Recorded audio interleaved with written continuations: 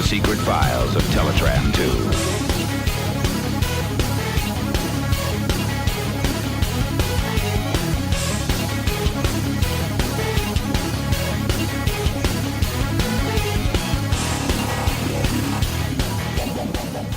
Hey nerds! It was that, or I say con nene. That's fair. No one else but you and me would get it. That's true, unfortunately. Unless they watch Hololive. Although, like, I do see a lot of retweets from people from who I know for a fact weren't watching Hololive stuff that are just, like, retweeting stuff to do with Hololive. So I like... All right. I think we've all become part of a cult. No, it's called an infection. It's more infectious than COVID ever was. It spreads like a wildfire. What's that Twitch one, Haruka, the one who's a moose? Oh, yes, yeah. And her thing is, like, one of her slogans is, "We are not a cult." I hear that from a lot of them. Like Iron Mouse has said, "We're not a cult. We're part of a family." Oh, they are fucking a cult. I'm sorry. They are absolutely a cult. Well, Iron Mouse is like, we're part of a precious family. We're not a cult. She identifies as Satan. Yeah, but then I think back to the Bakers from Resident Evil 7. Welcome to the family, boy. Welcome to the family, boy. So that's topical because it's out tomorrow, isn't it? What, Resi 8? Yeah, I think so. Yeah, I think I saw a video that went up today that says all boss fights and endings, and I was like, wow, it's already up? Wow. Yeah, I saw some spoiler-free reviews which sort of said, like, it's a bit less horror-driven, and that's it's interesting, got a lot of really, atmosphere, because it but looks like it should be. It's a bit more gun and run at times, but like all the reviews are positive. They said, like, it has some of the same writing problems 7 did, but overall they like it. And what were the writing problems 7 had? Ethan. And the fact that basically you get the plot at the end of the game, and you've gone through 10 hours of game to get there, however long. Yeah, that's fair. Yeah. Also, like, let's be honest, all anyone cares about from that game, and if you say otherwise, you are a fucking liar. I don't care who you are. I don't care what your gender identity is. I don't care who you're attracted to. All any of us care about is the big lady. Big lady. All of us. Every single one of us out there. There are celibate priests who have for 70 years maintained a complete disinterest in women in general. Mm-hmm. There are men who have been openly gay since they were 4 years old. Wow. Yeah. The most openly gay, who are all lining up to see the big lady. Mm-hmm. I accept it. There's nothing I asked wrong with this it. question, like, would tall lady be as popular if she wasn't tall? No, that's everything I've seen. Every man, woman, and child I've seen talk to is just like, she's huge. Yeah, that's the selling point. It's her height, more so than anything else. Everything else is huge as well, just by proxy of the fact she's a fucking wall. Mm-hmm. I think it's the fact you combine all of that with, like, the 1920s, 1940s outfit. Okay. And make her a vampire. Mm-hmm. Or whatever the Resident Evil equivalent is, I suppose. It's basically a vampire. It'll be like Ouroboros woo-woo nonsense, I'm sure. Listen, I'll never forget 4, which was just like, okay, we've done genetic engineering, right? What if someone had a big larva thing living inside them? Yeah, parasite. I thought that was alright. Yeah, but then they make you into a monster and then explode out of your head. Yeah, I thought that was alright. Not quite. It's kind of the thing. Genre. It's kind of the thing-ish. Ish. Yeah. There's one of them that's got like a T-Rex. I'm sure there is. I think you're probably right. Yeah. No, fuck. What was that one? Wesker turned into a Rex or something like that once. Wasn't that, Revelations? Maybe. Or something? I don't remember all of them. No. Like, I've never played 6, which I heard was a good thing. Yeah, I didn't like 6. 5's only good if you're doing the multiplayer. 4 is still great. Oh yeah, 4's great. Did you hear that they're doing a VR version of that? What do you mean? It's not a horror game. Well, no, but you're able to play it completely in VR. I know, it doesn't but need to be horror to be VR. I know, but like if you're gonna do like, I think the VR thing works with RE7 because it's a horror. Like, Resident Evil 4 is a very, very good run and gun. Yeah, and you'll be able to do that in VR. I just don't like running guns in VR. Anytime I've tried one. Okay, well, that's fair enough. But I know a lot of people who are excited to play the game in VR. Because, it's Resident Evil 4, which is really good. Yeah, yeah. And then just put you in the world. It's kind of an interesting idea. So I look forward to see how it turns out. From the small clips that we saw of it, it's like, it looks like they're putting work into it. All I'm going to say is that lots of people are excited to go on Elon Musk's one-way trip to Mars. Well, to be fair, I'd be excited to do that as well. You and 20 other people on another planet that you can't get away from, and you've not for an indefinite period of time. Away from all people? No, people are going with you. You can't. It's not like you land on Mars, say, right, lads, talk to you later, take half the oxygen and head up to the other pole. Mm-hmm. You could. You could try, but they probably bring guns. And you probably find it occupied. Those bloody Martians from Futurama. Yay. You traded it for a shiny bead, which turned out to be a very big diamond. That's true. This is very tangentially related to what we're here for, which is horror. So, as, again, we do have Beast Wars we can talk about, but the way the arc has gone, I actually think it's probably better to do a volume discussion than an individual issue discussion. Okay, so how many issues would that be for a volume? I would say 6, because I know the first arc is going to be 6 issues, and we've got 3 out already, and I know 4 is on the way, so it's going to be a little while yet. But I think it's a little bit of the issue we had with the Star Treks and everything else, in that if we talk about those issues individually, I don't think we're going to have enough to say. Well, we didn't have that much to say on issue 1, did we, when it came out? So that makes sense. It's very rapidly paced. And the thing about rapidly paced is that it doesn't necessarily make for a good audio review. Mm-hmm. But sticking with our theme of I don't want to talk about the main Transformers book, we are going back to Hulk today, the Immortal Hulk. Issues 8 to 10. This is the post-Avengers arc, which kind of wraps up Volume 2, because the layout of the Hulk volumes is weird. And then in the Patreon, I'm going to hand over to Andy, because it's his baby, and we're going to talk about the second to last volume of Fear Agent. That's weird. What's weird? That we're nearly done with Fear Agent. Yeah, well, we've been doing these Patreon things for a while now, so I guess it makes sense. Years, isn't it? It's still weird. It's like, we're not done with Atomic Robo, but that's still weird. Well, that's still ongoing, so that makes sense. Oh, yeah. Like, we'll be caught up in 7 years or so. But yeah, so we are looking at what could be called... Basically, we've got a 1-issue story and a 2-issue arc, all leading into kind of the big upset of the fundamental nature of the Hulk and Gamma Mutates, which we will talk about another time. But issue 8 picks up from the fight with the Avengers, where the Avengers basically hit the Immortal Hulk with a concentrated sunbeam, and his one weakness these days, and killed him. Turns out, in attempting to transport him via the US government, they lost him. And he ended up in the hands of Shadowbase. At the end of issue 7, we saw the Hulk in a bunch of jars, and it turns out Shadowbase, a eerie, evil cabal type group, have captured him and are experimenting on him, doing things like seeing what would happen if you got an adamantium blade with a gigantic, incredibly, ridiculously powerful arm and tried to cut the Hulk's heart in half. Turns out you nearly break both the adamantium and the arm.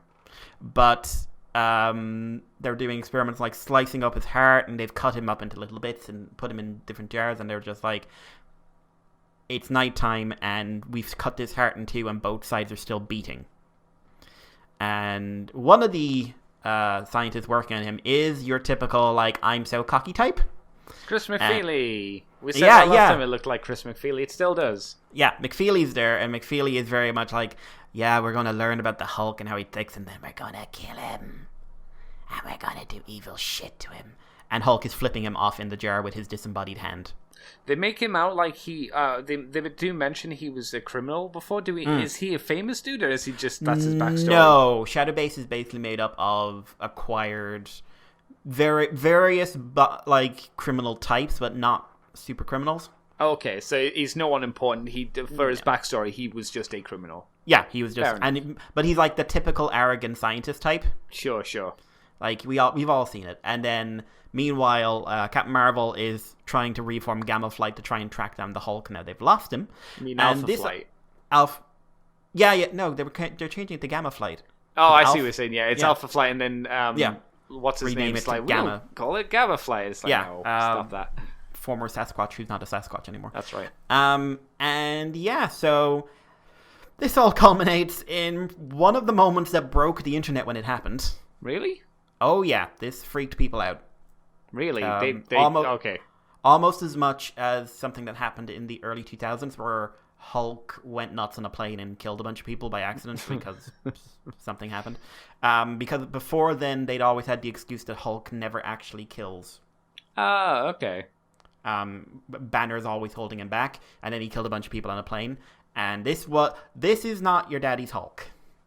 This is the Immortal Hulk, and he don't give a shit. And yeah, he breaks 3 of the jars. Basically turned out he was hanging around to see what they could learn about him, because they had the facilities to. And he breaks out of the jars, just by being the Hulk, really. And as his body is forming back together, Chris McFeely gets trapped inside, and he's very angry because... Hulk is very angry because while they were experimenting, they ended up hurting Banner. And he doesn't like that. And he basically absorbs him. Mm-hmm. He'll later on, I don't remember if he says it here, later on he does refer to this as eating someone.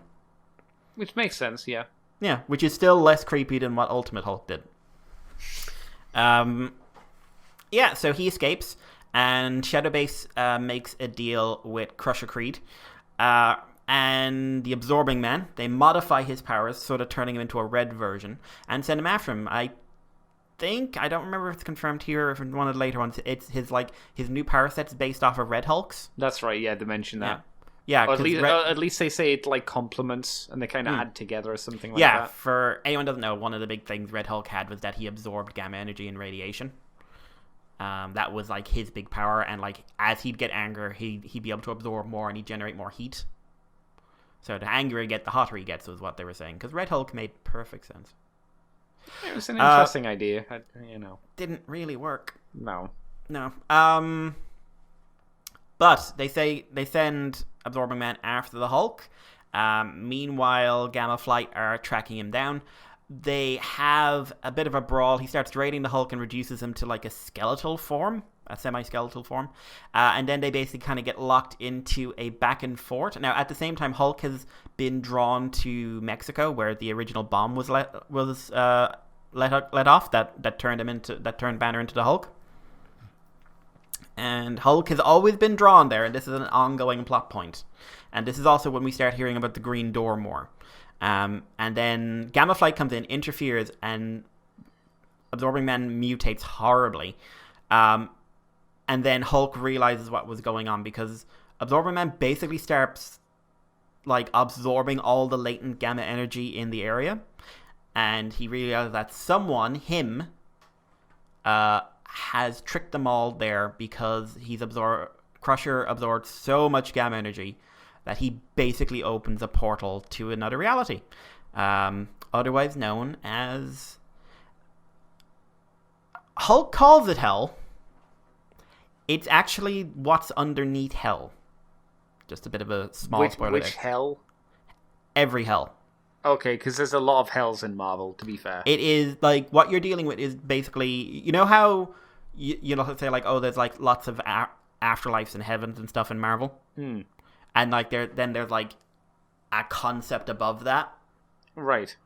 This is the reverse. This is the concept below the very idea of Hell. Okay. In the this is one of the 2 fundamental powers in the universe. Okay. And from here, the Hulk's entire like backstory is pretty heavily retconned. I like it. Some people didn't.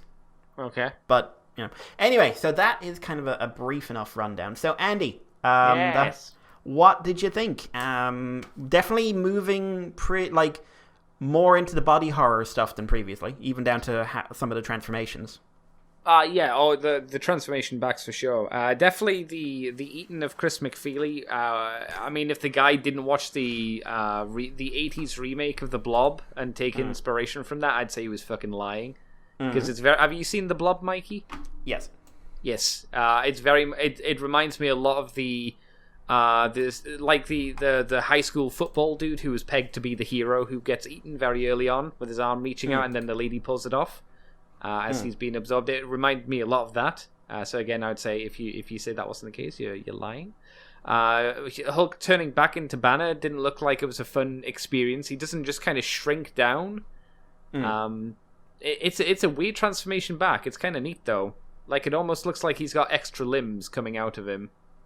And yeah, Creed does not have a good time either. Why does Creed split in half?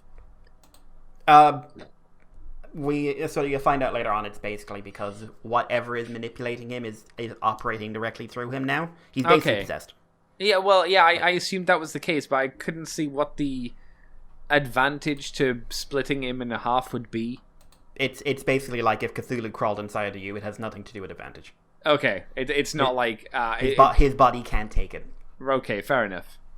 I just remember looking at that being like, that doesn't seem to be optimal if you're trying to... absorb Hulk powers. No, it's basically Satan has like the ultimate Satan has taken over your body, and your body was not meant to deal with this. Okay. Also, like he's got fangs as well. Like his skull has fangs all of a sudden. Yeah. I felt like that was the whole splitting in half body kind of was meant to be another reference to a horror movie, but wasn't sure exactly which one. Could have been Evil Dead. Could have been Evil Dead 2 potentially. I could have seen that because they do have some fang skulls in that. On very long, windy spinal cord, so maybe it was that. But yeah, it was an interesting issue. Yeah, again, even though it's just like two or three that we covered this time. One thing I wasn't too sure about for the first Absorbing Man one was the change in artist for every other page. Because I got it at first because it made sense because it was meant to be Creed's perspective, and then you switch back to normal art for Hulk. But then you get into the fight. Between the two of them, and it only lasts for it still lasts for a few pages, but it just seems to then just be a case of going back and forth, and there didn't seem to be a rhyme or reason to why there was a second artist, at least for the fight, because it wasn't Creed's perspective at that point, because one of the pages it's like mostly Hulk thinking, saying I don't need this. So that was a bit of a weird choice. I didn't mind it until then. Like it's not a bad art style either. It's not no, totally. It's quite a nice art style in all honesty, but it's a bit jarring with the constant switches. Yeah, no. Like I say, if they'd kept it from his perspective and they'd even kept that in the fight, so when it switched to this art style, it was from Creed's perspective talking about stuff, I would have been fine with that. But like I said, it was just the last few pages where I guess they went, okay, I guess the artist needs to do something, so we'll just get them to help out the main artist for now, for whatever reason. But like you say, it was still a nice style. I felt bad for the little gamma mouse that he ate. Yeah, that was by mean. accident. He didn't mean to do it. Yeah, but it was just like... I don't think he meant to do it anyway. He might have. That was Christmas Freely's doppelganger's there as well, and I'm just like, just eat the mouse. Oh, yeah, he is, yeah. Just eat the mouse. No, the poor little mouse. No, that was Chris McFeely. Because it was 5 days ago. Oh, yeah, so that would have been Chris McFeely. Yeah. Something I like about the art style is that it's purposely unfinished. You mean for the Creed stuff? Yeah. Like, they've got a lot of, like, guidelines and everything else around them. Yeah, that's true, yeah. Which is, and I liked it. I would like to see that art more in a book. It's just like, this book has such a strong identity and so much, like, jumping between that really distinct standard Immortal Hulk art to this more comic booky almost. Yeah. Sharp, like more sharper angles and stuff like that. It's a bit visually distracting. Was the colouring very similar to what's his name? Alex Ross? Is it Alex Ross that did the classic Superman stuff? Maybe from the other universe? I don't remember, to be honest. You know what I'm talking about, though. That kind of style. The color, not the actual drawings, but the coloring is similar. It's not the same, but it's similar to that. Kind of very, very bright, very shiny, very colourful in a lot of ways. Who's the guy who could turn his hand into guns? Because I felt like I should know him, but didn't. I believe he's new. He's another one of the Shadow Base's guys. Okay, because I know there's an X-Man who could do that back in the day. No, he's just kind of like Agent Dickhead, all that. Oh jazz. my god, Agent Dickhead. Agent Dickhead. What does he shoot? Anything, I think. He shoots a corrosive bullet into his eye or something. Yeah, like but that. what is the bullet? Where's the bullet come from? It was some sort of acid. Is it bone? Like, does he just make it in his body? Is he like a transformer? No, I think it's like loaded. What do you mean? I his think hands it's just loaded? I just think it's a robot arm. I don't think it's like a power. Oh, I thought it was just like he made his hand change, like he was a mutant or something. No, I think it's a robot arm.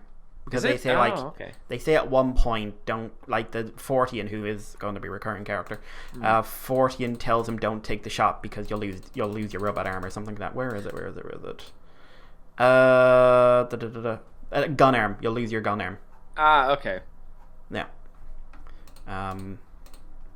So it's I don't think Agent Burbank. Now, I've never heard of him before. I'm almost certain he's a new character. Yeah, but it sounds like I asked again because it sounded like a really generic-y kind of name. Felt like a code name or something that I wasn't sure about. Do you know what? I'm wrong. What? Carl Burbank, otherwise known as Bushwhacker. That sounds familiar. Is he a mutant? I will tell you in a second. He's been around since '87. He's as long as I've been around. That's depressing. Cybernetic. He's a cyborg. Ah, okay. His skin is made of a malleable plastic that appears human but can stretch to a variety of shapes and forms. Huh. I'm not sure if that's cool. I don't think that's cool.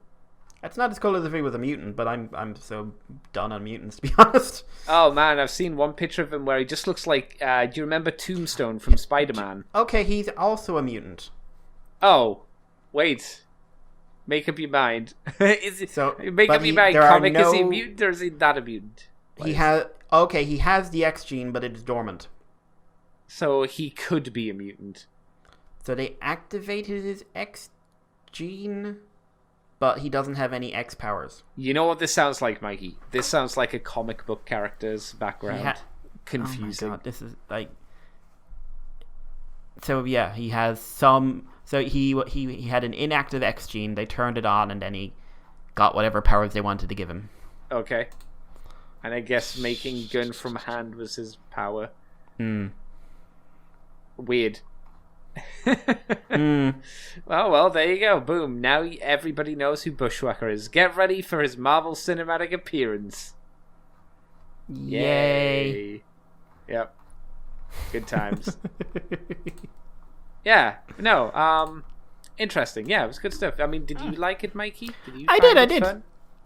Like I said, I was there when they ate Chris McFeely the first time, so I remember, actually, when we were saying Chris McFeely, I remember someone telling him that. Oh, that he was eaten by the Hulk? Yeah. Was he surprised? I distinctly remember that.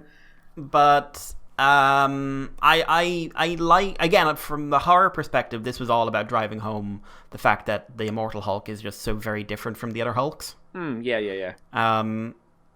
He's far less forgiving, shall we say. And he's crueler, and he's not evil, but he is capable of just being horrific. He's very vengeful. There's some side Would you say stories. He's petty? No, I wouldn't say he's petty because like everything about him is tied into his protective instincts. Actually, no, I'd say he's kind of petty. I've got a good example of him being petty. Yeah? Of like when he destroys that guy's home and leaves him only his shirt. I see that's kind of petty. Yeah. I mean, to be fair, Banner was trying to steal from him. So it's not like he wasn't justified in shooting someone who's trying to rob him on his own property. Hulk didn't kill him, I guess, but he did like destroy his entire life. Yeah. And everything he owned. And then Bushwhacker shot him in the head, so I guess it was okay at the end. Yeah, it's grand. He's got no worries. Yeah. Okay, so he's a bit childish, which is ironic. Since he represents the father figure. But, even dads can be childish, though, can't they? So fair. That's fair. But, yeah, so I liked it, and I I would say I actually think the Absorbing Man arc is the first part of Immortal Hulk. I'd say was a little weak. Why would you say it was weak? It just does, like, it felt like it was treading water a bit, because Okay. what it's there to do is basically get the Hulk in Mexico so we can lead into the arc that follows this. And then we need something that absorbs gamma, and we'll do it dumbly. Yeah. And to introduce the idea of what is functionally the Super Devil. So like the guy who basically makes Mephisto wet himself. And those are ideas that are dealt with a lot better in the next arc. To the point where Creel almost feels like a throwaway character in some ways, because he's not super significant for the story going forward. Like, he felt like a plot device to me. He was there to get him there, and then after that, they don't really care about him. And we also we delve into Shadow Base a bit more. Overall, I like it. I just think, like, for the book it's in, I think it's a bit of a weaker arc. But it's like, for the book it's in. Yeah, it's like you say, it's mainly to get you from point A to B, and it's not really about the journey. It's to get you to point B, but it's not a bad story, at least. Yeah. Right, so I don't have much more to add in it. Do you? I don't think so. I think we've covered it. I can't think there's much else apart from the artwork's really good again, but no shock there really. Yeah, it's a good book. I would still recommend Immortal Hulk to anyone. Yeah.